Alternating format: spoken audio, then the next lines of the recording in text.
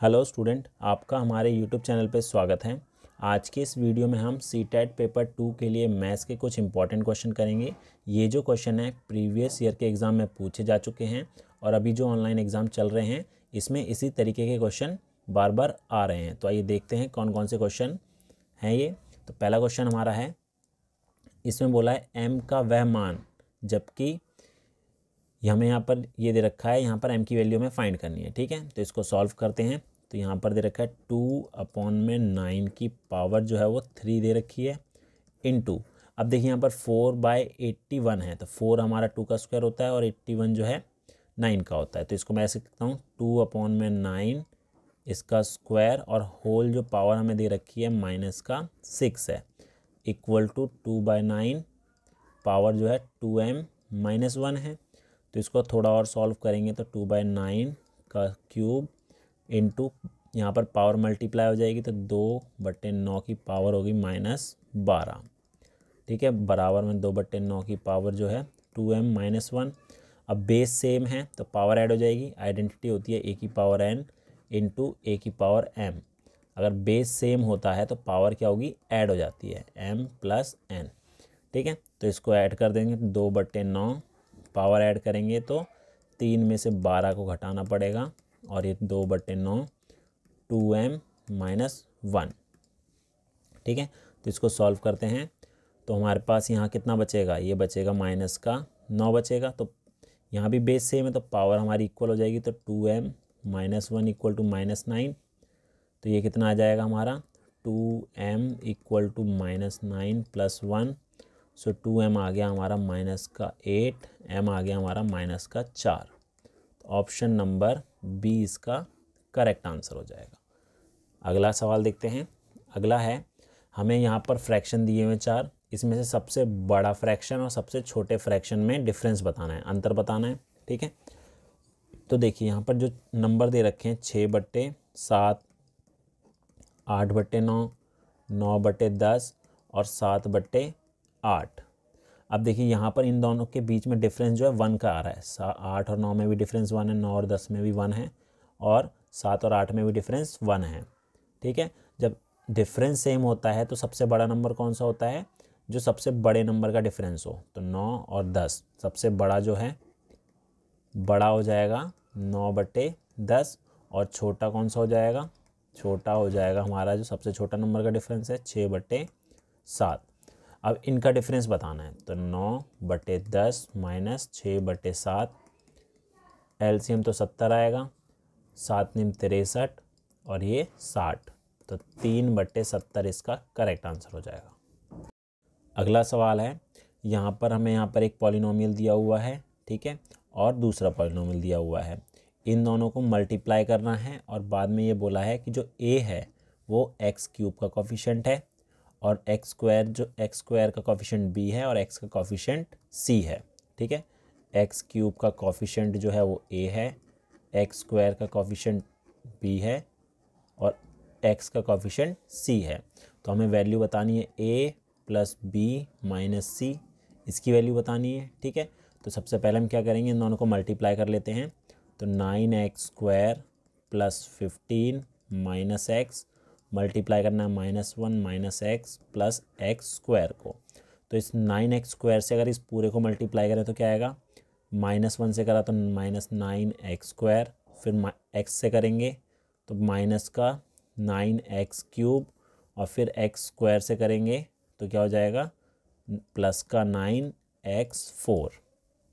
ठीक है, अब 15 से करेंगे तो ये हो जाए, 15 को 1 से करा तो -15 हो गया, 15 को -x से करेंगे तो -15x हो जाएगा, 15 को x² से करेंगे तो +15x² हो जाएगा। अब इसी तरीके से x से मल्टीप्लाई करेंगे इस पूरे को तो हमारे पास आएगा -+ फिर -x से करेंगे तो +x² और फिर x² से करेंगे तो -x³। ये आ गया। हमें कोफिशिएंट चाहिए x³ का, तो सिर्फ हम क्यूब वाली टर्म ही देखते हैं। तो एक ये रही क्यूब वाली टर्म और एक यहाँ है क्यूब वाली टर्म, सिर्फ 2 टर्म है। ठीक है, तो -9 और -x, तो -10x³ हो जाएगा। अब देखते हैं स्क्वायर वाली टर्म, एक स्क्वायर वाली टर्म ये रही और एक ये है और एक ये है। ठीक है। -9 -9x² plus 15x² plus x²। तो 16 - 9 कितना हो जाएगा, 7x² हो जाएगा। ठीक है, ये हमारा x³ ये x²। अब x वाली टर्म हमारे पास है 1 और ये 2, तो -15x प्लस x, तो ये कितना हो जाएगा, -14x।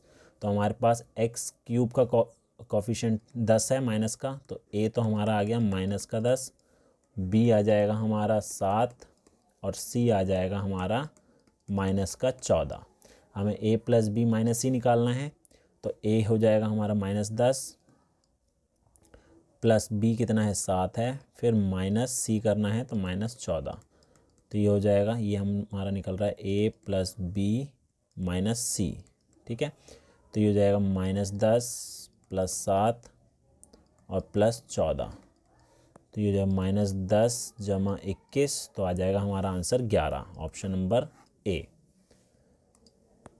अगला है, इसको सिंप्लीफाई करना है और बाद में 5x - 2/4 की वैल्यू निकालनी है। ठीक है, तो सबसे पहले हम इसको सॉल्व कर लेते हैं एलसीएम लेके। तो अगर लेफ्ट हैंड साइड एलसीएम लूँगा तो 6 आएगा।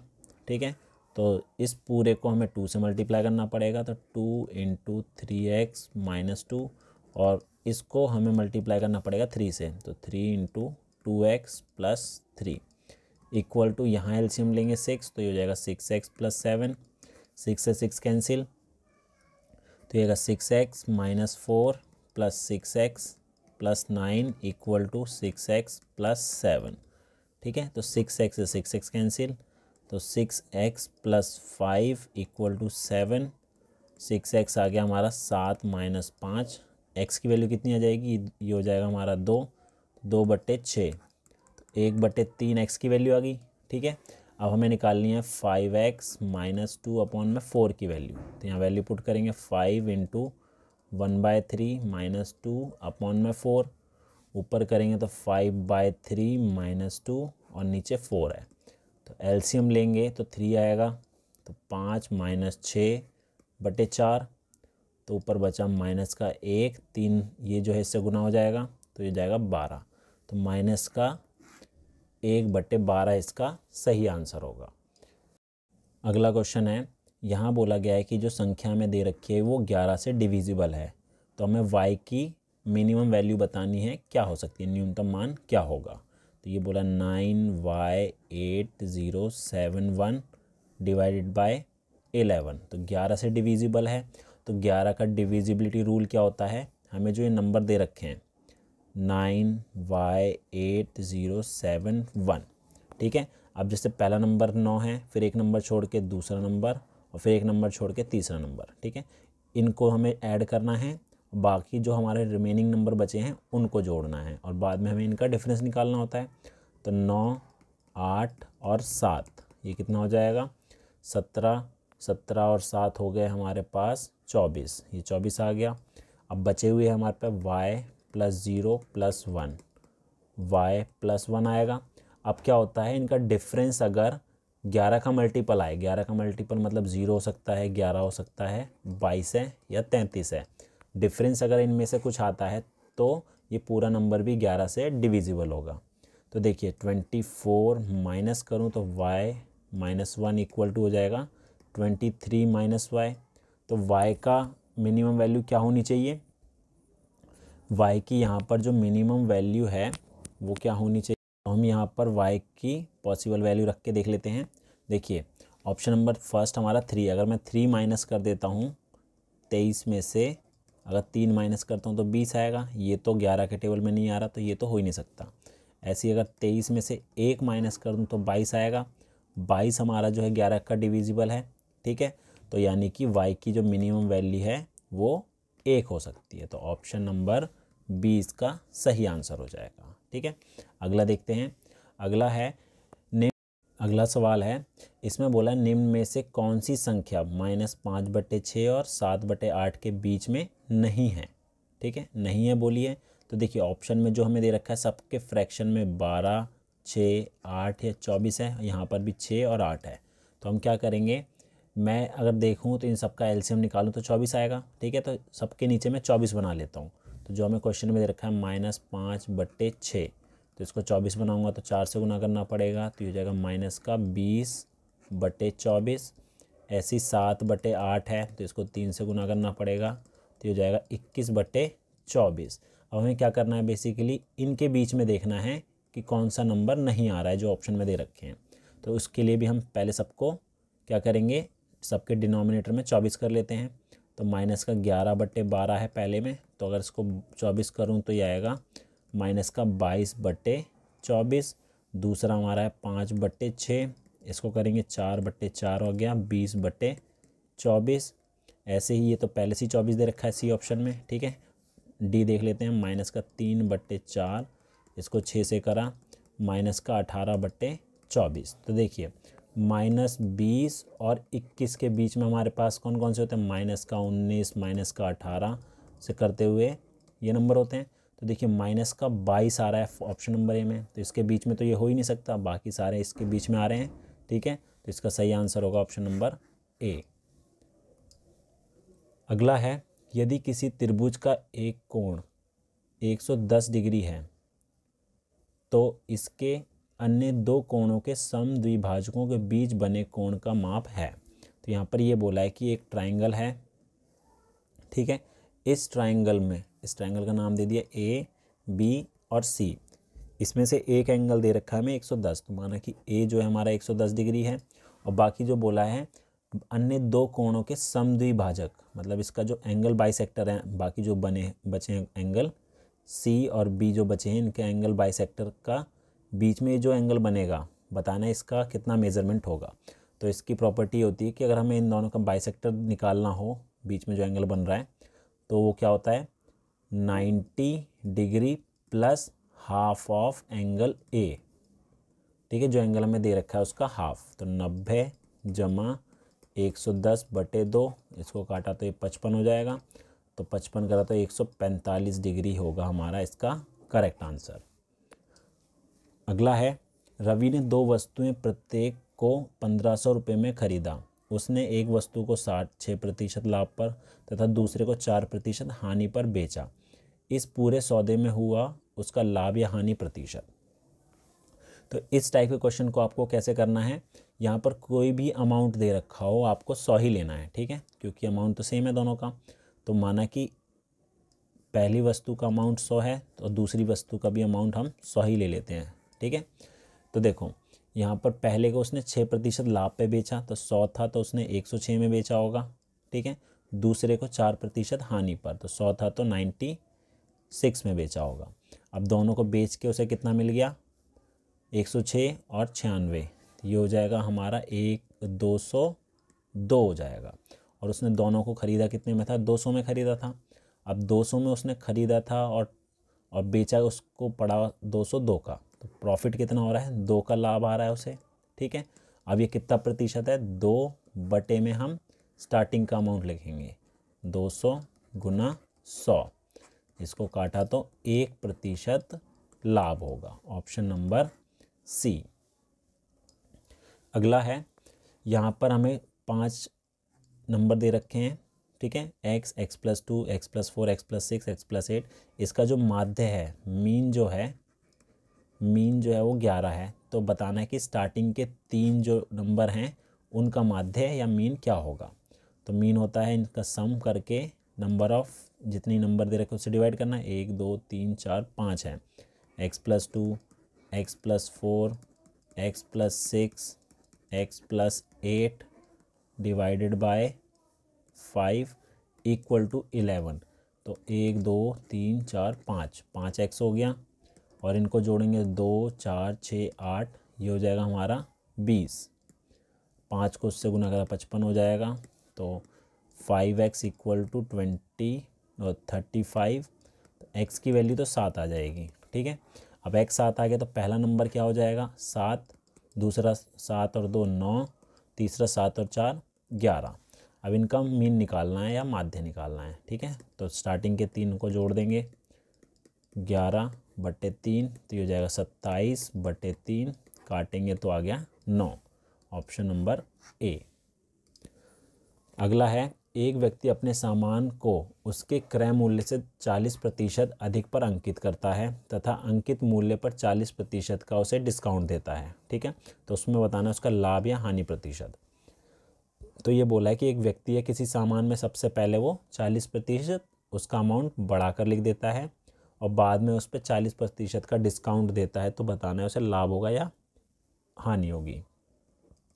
तो इस तरीके के क्वेश्चन को हम 100 लेके करेंगे। तो ये हमने माना कि 100 उसका अमाउंट था, उसने बढ़ाकर लिखा 40%। ठीक है, तो 140 हो जाएगा।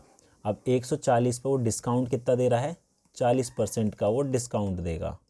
ठीक है, तो 140 का अगर मैं 40% निकालूं तो ये हो जाएगा मेरा 56। ठीक है, तो अब 140 में से अगर मैं 56 माइनस करूं तो कितना हो जाएगा, 10 में से 6 गए 4, 13 में से 5 गए 8 और 0, तो 84 हो गया। तो उसे स्टार्टिंग में वो 100 का अमाउंट 100 का पड़ा था, उससे बेचा उसने 84 में, तो उसे लाभ हो रहा है या हानि हो रहा है, हानि हो रहा है 16% का। ऑप्शन नंबर ए इसका करेक्ट आंसर हो जाएगा। अगला है, यदि एक सम बहुभुज के प्रत्येक अंतःकोण का माप 108 है तो उसकी भुजाओं की संख्या क्या होगी। तो यहाँ बोला है कि एक पॉलीगन है, उसका जो इंटरनल एंगल है उनका मेज़रमेंट 108 आ रहा है सबका, तो बताना है उसकी कितनी साइड होगी। तो इसका जो सम का फॉर्मूला होता है वो होता है n-2 इंटू 180 डिग्री। ठीक है, ये होता है सम का। और अगर मेरे को सारे अंदर का एंगल निकालने हो तो हम क्या करेंगे, डिवाइड कर देंगे इसको n से। ठीक है, तो इससे हमारा अंदर का एंगल निकलेगा। ठीक है, तो n हमें नहीं पता और ये दे रखा है 108 डिग्री, तो ये हो जाएगा हमारा 180 n माइनस 360 बराबर 108 n, इधर जाके मल्टीप्लाई हो जाएगा। तो ये कितना हो जाएगा, 180 n माइनस 108 n बराबर में 360, तो इसको करेंगे तो 72 हो जाएगा इक्वल टू 360।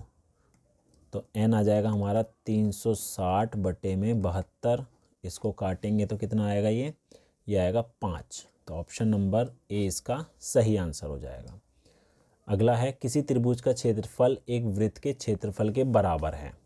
तो यहाँ बोला एक त्रिभुज है, इसका क्षेत्रफल जो है एक वृत्त के क्षेत्रफल के बराबर है, जिसका परिमाप जो है वो 6 पाई है, 6 पाई सेंटीमीटर है।